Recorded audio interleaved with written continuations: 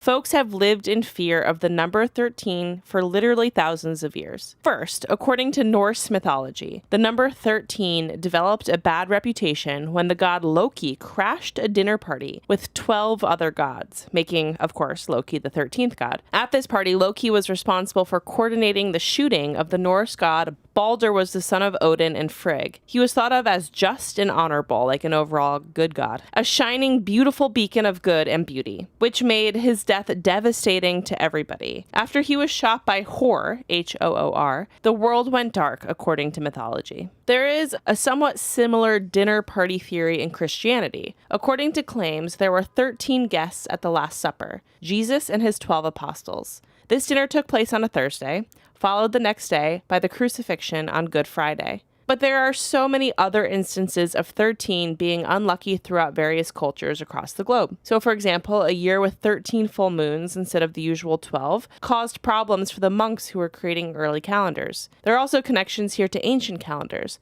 like the Mayans' calendar 13th Bucan, which was associated with the 2012 apocalypse phenomenon. However, it's also broadly believed that there is a definitive reason that Friday the 13th has become a cursed day, though it's not entirely accurate. It dates back to a Friday the 13th in October of 1307. On this date, there was a raid on the Knights Templar that mostly killed all of them, so almost nobody survived. So the raid was actually ordered by King Philip IV of France, also known as Philip the Fair, even though this is not a good example of that. So Philip had sent orders, secret orders, I may add, to arrest all members of the Knights Templar simultaneously. At this time, the Templars had been accused of heresy, essentially, and corruption, and also devil worship. Again, the idea is that this raid happened on Friday the 13th in October of 1307. Finally, there's also a fairly complicated theory connected to the Babylonian Code of Hammurabi.